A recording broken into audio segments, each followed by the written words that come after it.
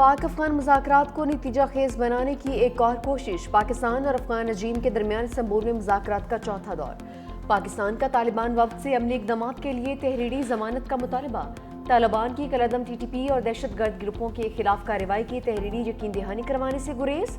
پاکستان کا واضح موقف ہے، کسی بھی دہشت گرد تنظیموں کے حملے کا جواب اس کے ٹھکانے پر دیں گے۔ دہشت گردی ہوئی تو اس کا مناسب انداز میں جواب دیا جائے گا۔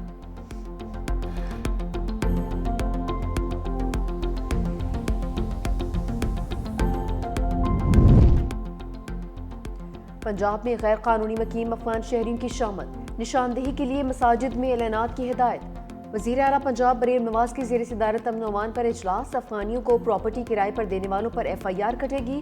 افغان سمیت کسی بھی غیر بے نامی اور مشکوک پراپرٹیز کے بارے میں رپورٹ طلب۔ خانوال میں غیر قانونی مقیم افغانیوں کو پراپرٹی کرائے پر دینے پر 5 مقدمات درج۔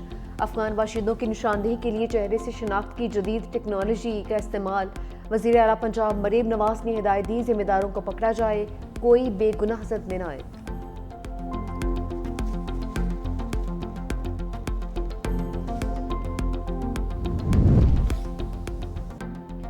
فیلڈ مارشل عاصم منیر کا مصر، اردن اور سعودی عرب کا تاریخی دورہ۔ عرب ممالک کا دورہ کامیاب ملٹری ڈپلومیسی کی شاندار مثال۔ مصر، اردن اور سعودی قیادت کا پاکستان کی مسلح افواج پر مکمل اعتماد کا اظہار۔ فیلڈ مارشل کے اہم دوروں میں انسداد دہشت گردی، دفاعی تعاون اور انٹیلیجنس اشتراک پر بات چیت کی گئی۔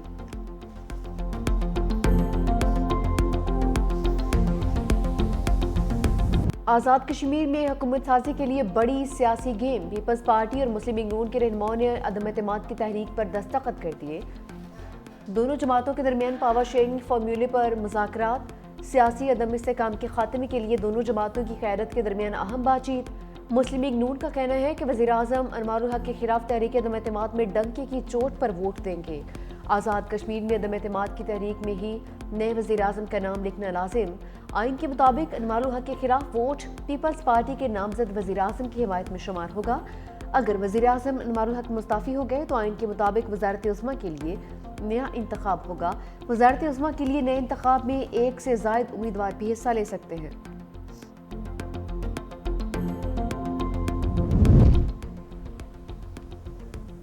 وزیر اعظم آزاد کشمیر انوار الحق کا تحریک عدم اعتماد پر چیلنج، استعفے کی بجائے تحریک عدم اعتماد کا مقابلہ کرنے کا اعلان۔ کہا نمبر گیم پوری ہے تو عدم اعتماد لائیں، اکیلا آیا تھا اب میرے ساتھ دوست بھی ہیں، جب تک اختیار ہے کام کرتا رہوں گا، میری قدر میرے جانے کے بعد ہوگی۔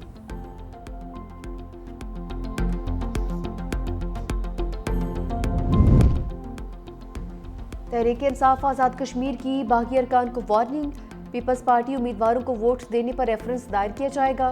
تحریک انصاف آزاد کشمیر کی مرکزی قیادت کا 2 ٹوک فیصلہ۔ وزیر اعظم کے استعفے کی صورت میں پی ٹی آئی اپنا امیدوار دے گی۔ سردار عبدالقیوم نیازی کی لیگل ٹیم کو ریفرنس کے لیے تیار رہنے کی ہدایت۔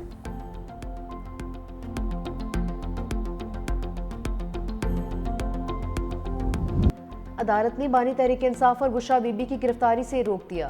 سیشن کورٹ اسلام آباد میں 9 مئی اور دیگر 5 کیسز کی سماعت۔ سابق وزیر اعظم اور سابق خاتون اول کی ضمانت قبل از گرفتاری میں توسیع۔ عدالت کی اگلی سماعت میں بانی کو عدالت میں یا بذریعہ ویڈیو لنک پیش کرنے کا حکم۔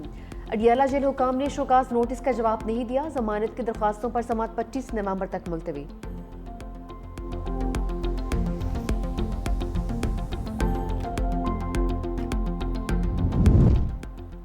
پاکستان دشمنی میں مبتلا بھارتی میڈیا کا ایک اور پروپیگنڈا بے نقاب۔ بھارتی جریدے فرسٹ پوسٹ کا جھوٹا دعویٰ۔ کہا کہ پاکستانی عسکری قیادت کا سی آئی اے اور موساد کے ساتھ معاہدہ ہوا ہے۔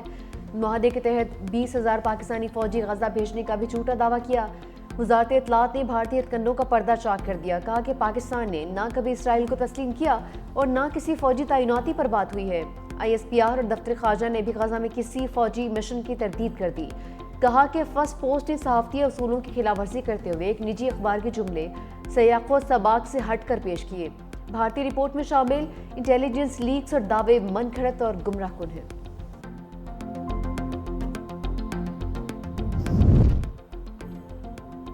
جنرل سائر شمشاد مرزا کا بنگلہ دیش کا سرکاری دورہ۔ Chairman joint chiefs of staff committee کو جنرل وقار الزمان سے ملاقات۔ 2 طرفہ دفاعی تعاون کے فروغ پر اطمینان کا اظہار۔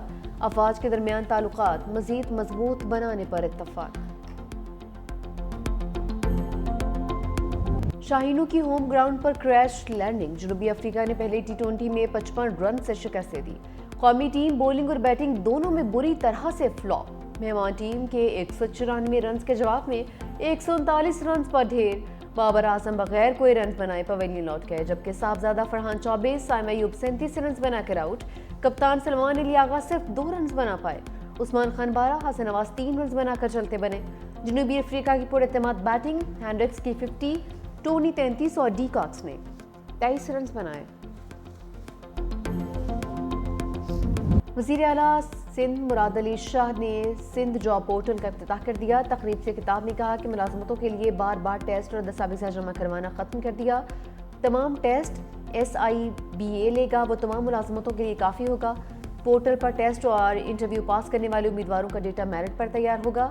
جعل سازی سے بچنے اور میرٹ پر نوکری کے لیے سسٹم ڈیجیٹائز کیا ہے۔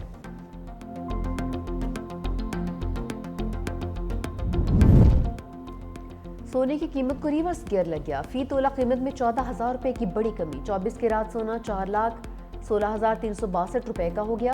10 گرام سونا 12,003 روپے سستا $3,56,963 کا ہو گیا۔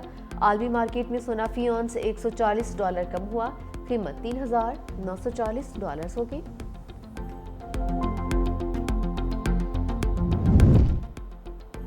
سندھ حکومت کا حیدرآباد سکھر لاڑکانہ میں اسکوٹی ٹریننگ پروگرام شروع کرنے کا اعلان۔ سینئر وزیر شجیل میمن کی زیر صدارت محکمہ ٹرانسپورٹ کا اہم اجلاس۔ کہا حکومت سندھ خواتین کو بااختیار بنانے کے لیے عملی اقدامات کر رہی ہے۔ ٹریننگ مکمل کرنے والی خواتین کو مفت ڈرائیونگ لائسنس جاری کیے جائیں گے۔ دسمبر میں EV ٹیکسی سروس کا آغاز بھی کیا جائے گا۔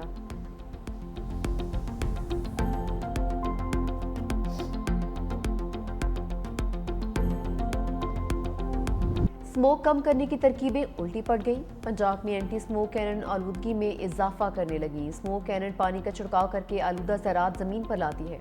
اسموک کینن کے 30 منٹ بعد خطرناک زراعت 13% تک بڑھ جاتے ہیں۔ ایک اسموک گن کی قیمت 6 کروڑ روپے ہے۔ سینئر وزیر پنجاب مریم اورنگزیب نے خبروں کو غلط اور گمراہ کن قرار دیا۔ کہا رپورٹ پرانی اور پرانی ٹیکنالوجی پر مبنی ہے۔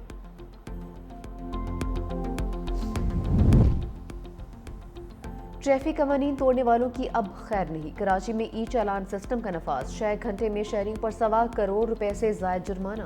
مجموعی طور پر 2,662 چالان جاری کیے گئے۔ سب سے زیادہ چالان سیٹ بیلٹ نہ باندھنے پر کیے گئے ہیں، جن کی تعداد 1,535 رہی۔ ہیلمٹ کے بغیر موٹر سائیکل چلانے پر 507، ریڈ لائٹ کراس کرنے پر 166، اوور سپیڈنگ پر 419 چالان کیے گئے ہیں۔ امریکہ کا صدر ہوں، ٹرمپ ہے میرا نام۔ جاپان میں جا کر ٹرمپ نے پھر کمال کر دیا۔ جاپانی وزیر اعظم نے ایک جگہ رکنے کا اشارہ کیا، ٹرمپ پروٹوکول نظر انداز کر کے آگے چل دیے۔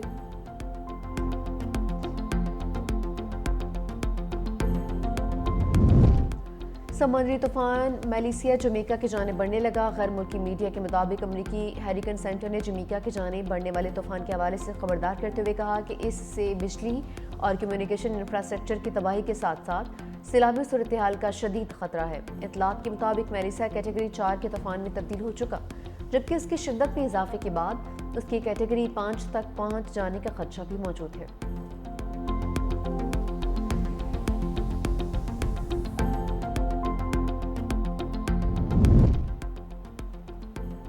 وکٹ کیپر بیٹر محمد رضوان کا سینٹرل کانٹریکٹ پر دستخط کرنے سے انکار۔ محمد رضوان کے علاوہ تمام کھلاڑیوں نے سینٹرل کانٹریکٹ پر دستخط کر دیے۔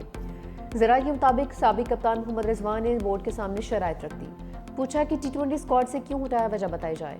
محمد رضوان کو نئے سینٹرل کانٹریکٹ کی B کیٹیگری میں رکھا گیا تھا۔ PCB کی جانب سے 30 کھلاڑیوں کو سینٹرل کانٹریکٹ دیا گیا تھا۔